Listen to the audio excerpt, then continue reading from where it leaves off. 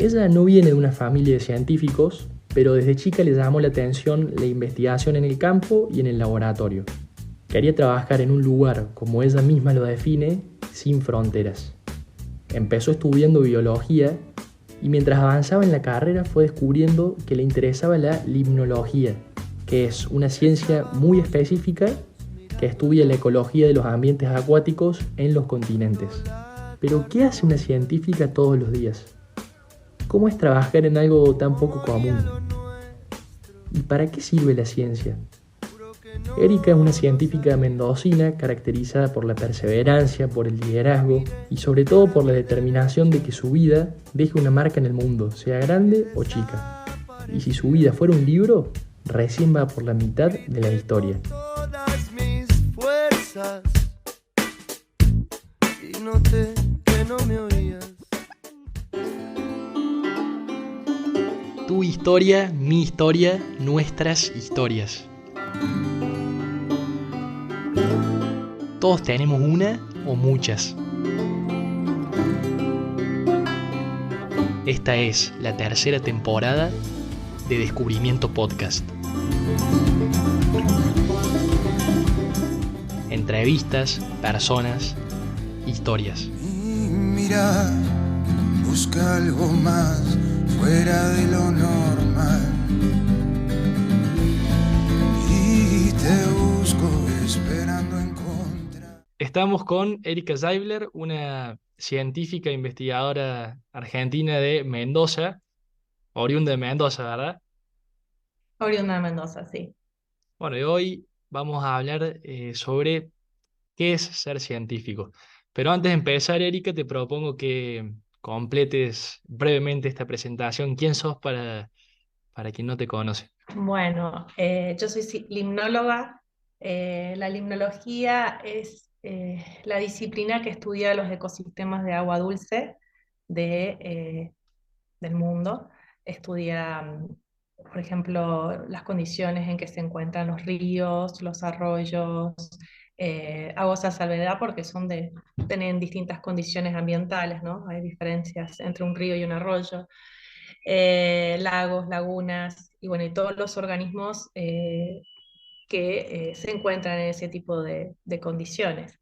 Y dentro de la limnología me defino como ecóloga acuática porque trabajo con macroinvertebrados, que son organismos que se llaman así porque se pueden ver a simple vista, no necesitamos un microscopio para poder visualizarlos. O sea, uno va al campo, los extrae con distintas redes y los podemos ver ahí. No es como, por ejemplo, el fitoplancton o el zooplancton, que traemos una muestra de agua y que si no usamos el microscopio no podemos llegar a visualizarlos. Entonces, dentro de la limnología trabajo con comunidades de macroinvertebrados que habitan este tipo de ambientes. Principalmente me especializo en ríos, en arroyos y en pequeños sistemas de agua estancada que vendrían siendo los que se llaman en inglés ponds o en español serían las charcas, que son como pequeñas lagunitas donde se puede donde se extrae muchísima información, son como bioindicadores, o sea, se utilizan los macroinvertebrados como bioindicadores y estos sistemas como centinelas o alertas tempranos de cambio climático. Saliendo de tu caso en particular, digo, en general, ¿cómo alguien sí es científico o no es científico? O sea, un poco contabas que estudiaste, pero no es que vas a la universidad de tal o cual lugar y es la carrera de científico. Entonces, ¿cómo es esa ¿Cómo se línea? forma un científico? Y depende del área al cual vos te puede, qué sé yo, un científico puede ser un físico, puede ser un médico, puede ser un dentista. O sea, son aquellas personas que se plantean interrogantes y a través del método científico quieren tratar de obtener resultados, ¿no? Tratar de generar una hipótesis o una predicción y en función de eso generas un resultado. Ahora, de distintas disciplinas, de distintas carreras, podés llegar a ser un científico. ¿Y Depende, sí. sentís que en general la gente a la que conoces y demás realmente entiende que sos científica o por ahí como que está una imagen medio vaga de, no sé, como Y general del depende, científico loco, no sé si me explico. un Einstein. Algo así, claro, como muy lejano, Eh, digamos. un Einstein, un Favaloro. eh, Yo creo que hay personas que sí entienden lo que es ser un científico y muchas otras personas como que no entienden el trabajo o qué es lo que vos hacés y qué es lo que puede llegar a aportar a la sociedad. O sea, cada uno de nosotros como que dejamos un granito de arena, que ese granito de arena se amalgama con otros granitos de arena y constituyen un todo, ¿no? Qué sé yo, yo trabajo con químicos y no es que uno puede ser, como me decía una profesora mía en la universidad, uno no se puede transformar en una institución, uno puede ser absolutamente todo. Entonces, sí o sí, necesitas trabajar y colaborar con otros investigadores eh, que aporten otro conocimiento y que junto al mío o al que uno desarrolla se integra, ¿no? Muchas veces uno tiene un interrogante, pero te has especializado en una línea, pero necesitas o un químico o un estadístico que te ayude a veces a analizar los datos, porque bueno, la parte estadística está como todo el tiempo avanzando y bueno, siempre necesitas colaboradores que te ayuden como a integrar todo ese conocimiento. Tengo una doble pregunta. Primero, ¿por qué estudiaste básicamente para ser científica? Y segundo, si siempre quisiste desde chica o es algo que se fue más bien dando a medida que estudiaste. Digo, esto de investigar y concretamente hacer ciencia. Bueno, cuando yo era jovencita, mi idea era, me gustaba el hecho de trabajar en el campo, tenía como una idea en general, no sabía, eh, no vengo de una familia de científicos, entonces como que no sabía cómo llegar a eso, o sea, mi idea era ir al campo, obtener resultados y después trabajarlos en un laboratorio. Y bueno, me di cuenta que la ingeniería agrónoma no era lo mío, que no era algo que me gustaba trabajar en un campo cerrado, sino que yo quería estar en un lugar abierto, sin fronteras, por así decirlo. Y, y bueno, me decidí por la biología. En un primer momento quería ser bióloga marina, y después me di cuenta que mejor estudiar una carrera general como biología y después te seguís especializando, o sea, empezás una carrera, la terminás y después te preguntás qué querés ser. Y me di cuenta que quería, a raíz de, o sea, de estar en contacto con profesores que se dedicaban a la ciencia, me di cuenta que eso era lo que yo quería hacer. Y ahí también descubrí la limnología, porque en un principio empecé a trabajar con roedores de campo, con micromamíferos, y me fui inclusive a hacer una pasantía en la Universidad de Wisconsin, en Madison, por 3 meses, cuando era muy joven. Y cuando volví me di cuenta que no era, que la fisiología y trabajar con roedores de campo no era lo mío, que quería trabajar en aguas. Y bueno, justamente eh, en la universidad donde yo estaba estudiando había ya un grupo de limnología que estaba trabajando en arroyos en San Luis y empecé a trabajar con ellas. Eran todas investigadoras.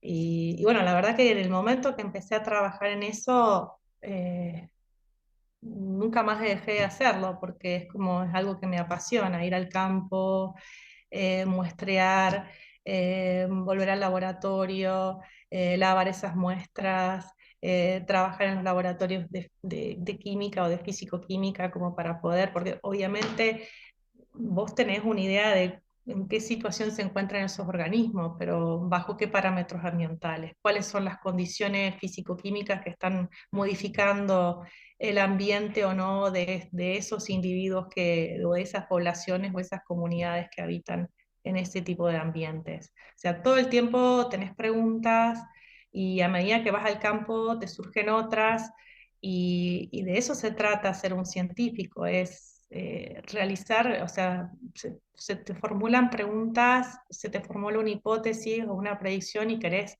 obtener una respuesta. Y ahí es cuando empleas el método científico y, y bueno, a veces encontrás resultados que son los esperados y otra vez te vas al campo y tu matriz te da cero. Y vos decís, pero ¿cómo? Si esto era lo que yo esperaba y no te da, y tenés que volver a reformular tu hipótesis, volver a pensar, todo el tiempo estás pensando en, o por ejemplo ahora, estamos trabajando con trampas de emergencia. Las trampas de emergencia son trampas piramidales que se ponen en arroyos, pero que no de agua corriente muy fuerte, porque si no se las lleva. Entonces la manera de idearlas, cómo las ponemos, se sirven para ver cuáles de esos insectos que emergen, porque no todos los, o sea, hay insectos, por ejemplo, acuáticos que hacen todo su ciclo de vida en el agua, pero otros emergen, entonces cuáles de esos van a quedar retenidos ahí y cuál de ese aporte de biomasa, por así decirlo, cuánto va a aportar eso a las áreas riparias, o sea, las áreas aledañas a los ríos, cuánto de ese material que sale de los ríos va a abastecer a las comunidades terrestres que se encuentran ahí. Entonces, bueno, vas al campo, pones las trampas, tenemos que volver a buscar a ver si se nos llevó el agua o no, si se las llevó la gente o no. Y todo el tiempo estás viendo cómo perfeccionar tu metodología de muestreo y, y, y es como que a veces tenés resultados ahí y otras veces no tenés los resultados ahí, sino tenés que volver a idear o la metodología o el diseño de muestreo. No sé si te respondo a tu interrogante. Sí, sí, sí, veo que bueno, tiene su complejidad. Erika, al menos en tu caso, en tu área, ¿cómo, o sea, un poco lo venís diciendo, ¿no? Pero ¿cómo, cuál es el criterio para decir esto sí estudiamos, en esto profundizamos o en esto no? A ver, esto medio en broma, claramente que no es así, pero digo, como se junta a tomar un café, el equipo, bueno, gente, vamos por acá, hace falta estudiar esto, y también en clave de servicio a la sociedad. O sea, si dicen, bueno, si investigamos por este lado, puede tener repercusión en, no sé, tal cosa que impacte directamente en la sociedad. Sobre todo vos que estás con el agua, que es un tema sensible, delicado y esencial para el ser humano. Bueno, en realidad uno en forma permanente, o sea, estás en congresos, trabajas o sea, en el caso mío, por ejemplo, trabajo con hidrólogos, con gente que trabaja con pesticidas, por ejemplo, químicos, y a medida que vas que tenés una idea de lo que querés desarrollar en el campo, vas amalgamando algunas otras ideas que tienen tus colaboradores y ahí es donde vas diversificando tus líneas. O sea, un investigador puede trabajar en una rama de líneas. O sea, en el caso mío, por ejemplo, trabajo con sociólogas. em, Como para poder ver cómo, por ejemplo, los arroyos que abastecen o sea, por ejemplo, en ríos urbanos y cómo hay que cuidarlos o proteger las áreas la flora nativa como para que, o sea, volver, en el caso, por ejemplo, de nuestra provincia, que tenemos un déficit hídrico tan importante, generalmente tenemos un montón de flora que es introducida que necesita mucha cantidad de agua. Entonces, ¿cómo empezar a que nuestra gente o nuestra sociedad de alguna manera se enamore de la flora nativa, que quizás no es tan hermosa, pero que necesita menos cantidad de agua para poder, para que esas plantas puedan vivir, ¿no es cierto? Entonces, vamos hacia un déficit hídrico muy importante, lo están advirtiendo los meteorólogos, los hidrólogos, en distintos workshops que a veces tengo el gusto de compartir con ellos. Y de ahí es cuando surgen las preguntas. Entonces, a medida que vos te vas asociando con otros colaboradores que desarrollan otro tipo de disciplinas, te van surgiendo nuevos interrogantes, reinterrogantes, y ahí es donde vos vas cambiando la historia de tu investigación, ¿sí? Puedes hacer una ciencia aplicada, puedes hacer una ciencia básica. La ciencia básica contribuye a la ciencia aplicada, ¿sí? También con respecto al agua, eh, bueno, estamos en un momento, como vos decís, en Mendoza, pero pienso en general, de escasez y creciendo.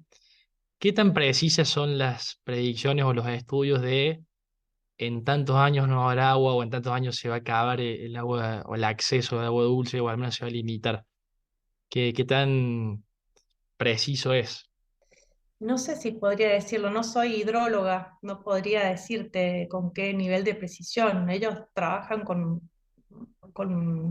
distintos modelos estadísticos y te pueden asegurar que vamos hacia una problemática bastante acuciante en el déficit hídrico que va a tener o sea, por lo menos acá la provincia, ¿no? Por ejemplo, el año pasado salimos con profesoras de la Universidad Nacional de Cuya y con otros investigadores del CRISI, de nuestro centro de investigación, a Uspallata, y muchas de las fuentes de aguas subterráneas que habían tenido agua en forma permanente estaban secas. Entonces ellas realmente se estaban alarmando de que justamente, o sea, se están secando la parte de los acuíferos subterráneos. Yo calculo que eh, este tipo de especializaciones, o sea, el caso de hidrólogos o geólogos, realmente pueden predecir con bastante seguridad eh, este tema del déficit hídrico. No es mi caso porque yo no me dedico a esa parte, o sea, sino trabajo en forma, colaborando con sus líneas de investigación, o nos asesoramos, por así decirlo. Claro, bueno, está bueno tu respuesta porque también en esto de aprender sobre el científico, es verdad que no todos saben todo y por eso trabajan en equipo, como bien decís. Sí, trabajar solo hoy por hoy es como muy difícil. Es lo que te decía al principio, uno no puede transformarse en una institución, no puedes saber absolutamente todo. O sea, uno a veces se dedica muchos años de su vida a una especialidad. Y así tenés otro investigador, otra investigadora que se dedica muchos años de su vida a otra especialidad. Y cuando vos juntás esa información y haces sinapsis, entonces, bueno, eso incrementa o te da conocimiento de cómo, cómo podés de alguna manera modelarlo como para cambiar y qué información vas a bajar a la sociedad para que se tengan en cuenta, para tomar idea de cómo conservar los ambientes, por ejemplo. O sea, en el caso mío yo puedo decir hoy por hoy que lo que más se tendría que preservar son las cabeceras de los ríos, porque es todo ese agua que después viene downstream, que viene aguas abajo, a abastecer las comunidades locales, no solamente los humanos, a todas las comunidades que nos abastecemos del agua. Entonces, si no preservamos las cabeceras de nuestros sistemas y las mantenemos, por así decirla, conservadas, no sé qué futuro nos espera. Yendo más al tema de la relación de tu vida personal con tu profesión o a lo que te dedicas, si es, mi pregunta es si el científico renuncia a algo por ser científico y en caso de que sí, ¿a qué? Por ejemplo, bueno, el piloto de avión, el médico, el ingeniero agrónomo, por ejemplo, bueno, por ahí tiene menos tiempo para dedicar a su familia en caso de que tenga familia y así distintas profesiones o oficios exigen por ahí una vida, digamos, entre comillas, un poco fuera de lo normal. ¿Cómo es en tu caso? Bueno, en mi caso, o sea, los primeros años, o sea, todo lo que es la formación lleva mucho tiempo, pero considero que puede ir de la mano con la formación de una familia, siempre y cuando tengas un compañero o una compañera que te pueda acompañar en los momentos que tenés que ir al campo. A veces te vas una semana, 2 semanas, 3 semanas al campo y obviamente tenés que dejar tu casa. y vas a estar fuera o te vas un mes, a lo mejor para trabajar un tiempo en el exterior con otros colaboradores y bueno, necesitas tener un buen compañero de vida que se ocupe de tu hogar, de tu familia, mientras que vos estás tratando de amplificar tu conocimiento, por así decirlo. Y en tu caso, ¿cómo es el tema de los viajes al exterior, sobre todo? ¿Cada cuánto viajas o por qué tenés que viajar? Eh, bueno, en mi caso no es que haya viajado tanto al exterior, ahora se dio un viaje al exterior y por un mes, quizás podría irme por más tiempo, pero bueno, eso tenemos que como discutirlo en familia, eh, porque irse más tiempo significa viajar todos al exterior, ¿no? O sea, no es que puedes dejar irte por 6 meses, un año fuera o 9 meses y es como que se hace difícil, ¿no? Las relaciones a distancia y más cuando tenés hijos.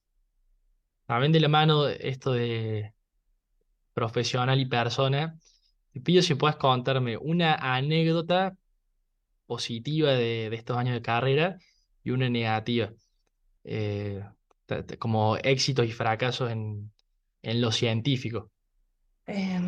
Como éxitos, muchos. O sea, siento que he ido creciendo mucho en mi carrera y que todo lo que he puesto, todo lo que he pensado de joven, lo he visto plasmado en una realidad. Es una carrera hermosa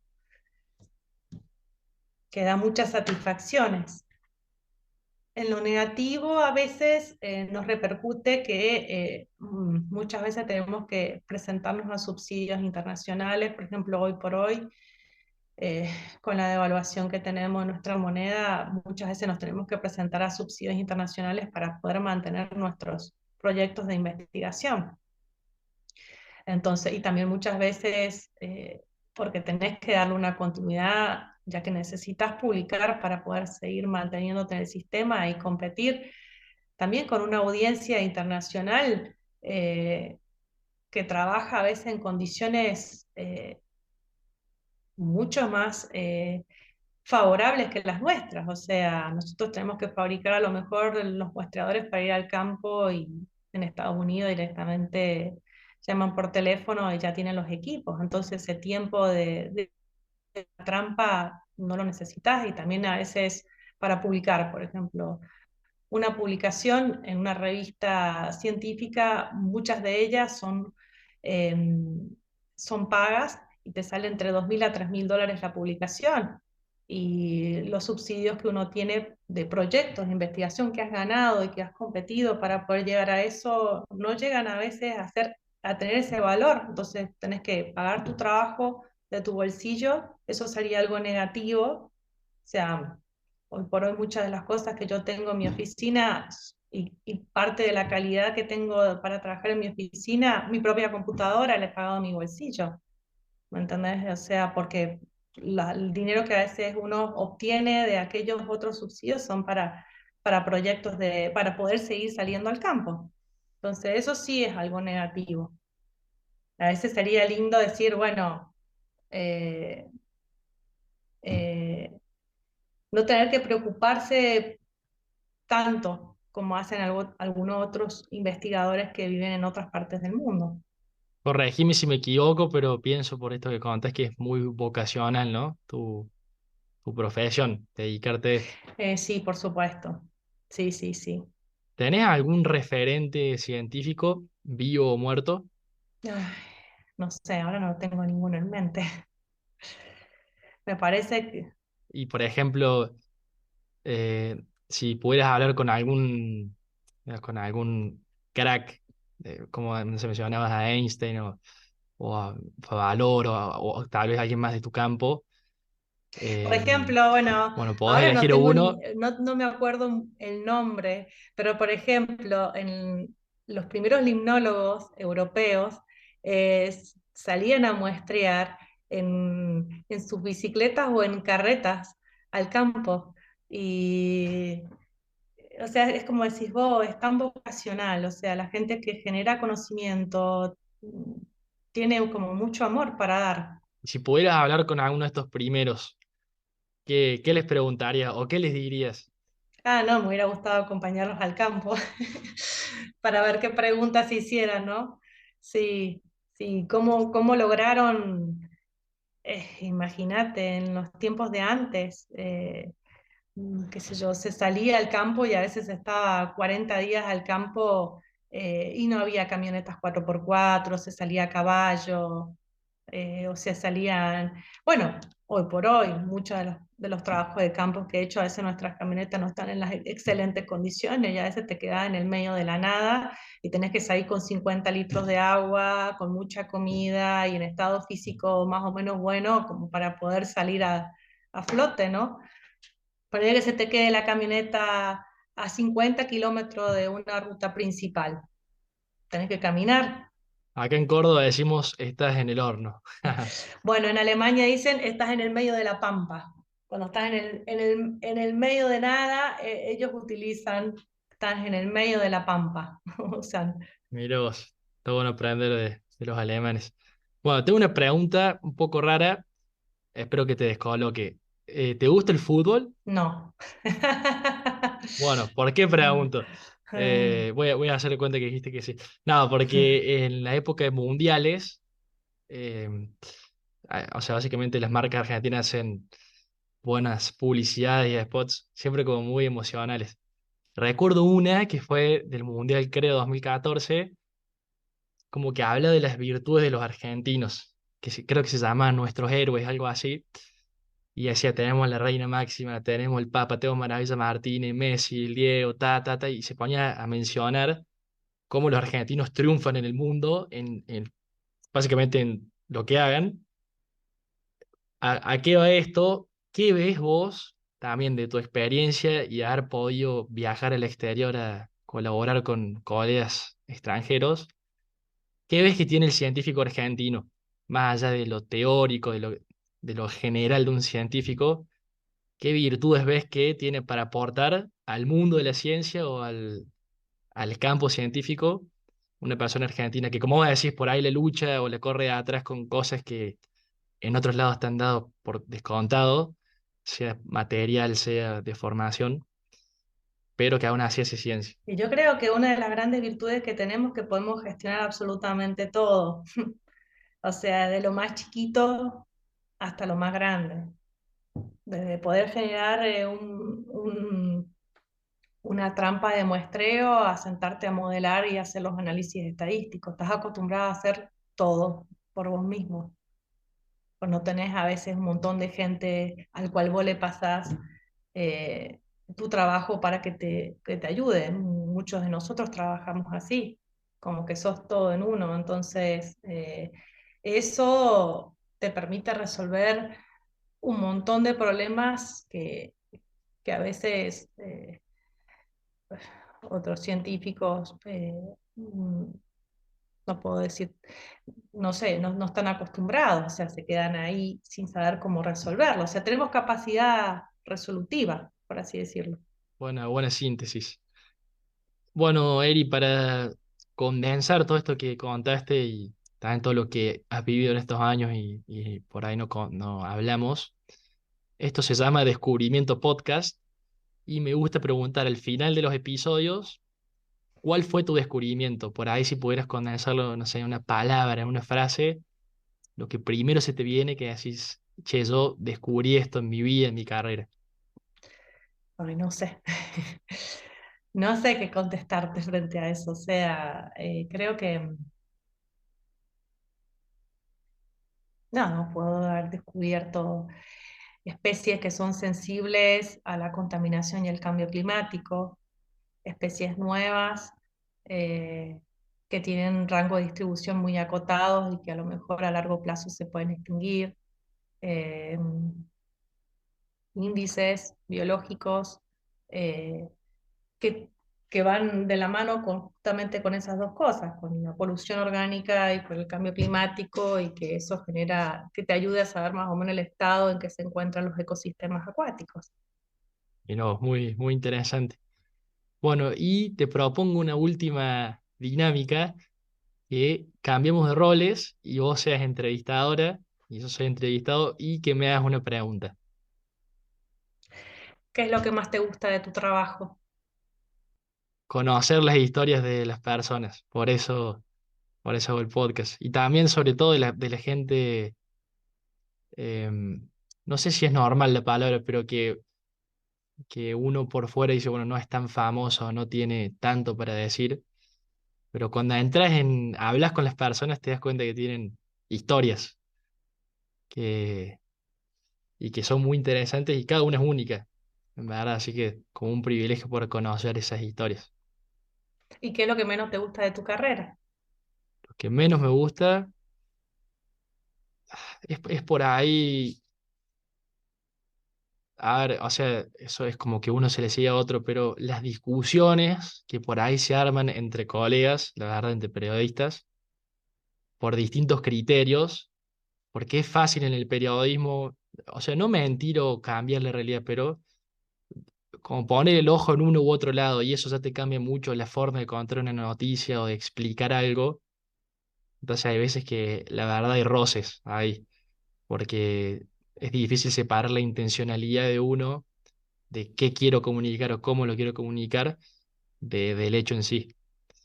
Y bueno, es como las rispideces que aparecen ahí cuando queman las papas. Y yo creo que eso en el mundo científico también pasa lo mismo. Mira vos en qué sentido te referís? Digo, pues, mi caso es como comunicar, pero ustedes en qué sentido esos distintos criterios.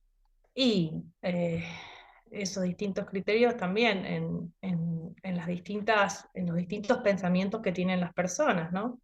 Qué sé yo, a veces hay gente que es pro minería, hay gente que está en contra de la minería y se generan un montón de discusiones de personas que a lo mejor han trabajado en ambientes perturbados por la minería o que no se tienen a veces los controles que se deberían tener y se generan discusiones realmente álgidas y a lo mejor esas discusiones salen porque cada uno viene de distintos ámbitos. Algunos viene de la parte científica, otros vienen de trabajar en empresas o de estar trabajando para las mineras. Entonces, depende de la camiseta que te ponga, estás de un lado o del otro y se generan esas. O sea, ese es en uno de los workshops, los últimos que tuve, se produjo eso, esa.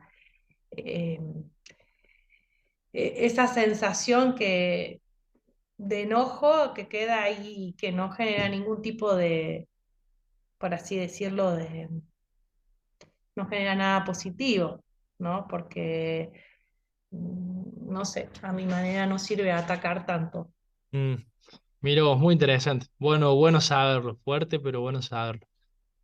Bueno, Erika, eso es todo. Un gusto. Bueno, gracias. Y bueno, esperemos que como soñaste de joven, realmente dejes una huella en lo científico, en lo humano y donde te toque. Todavía tenés un par de Esperemos, años. Estás esperemos ahí en y mitad de carrera. todavía sí, todavía me quedan 20 años, vamos a ver. Entrevistas, personas, historias. Mi mirada busca algo más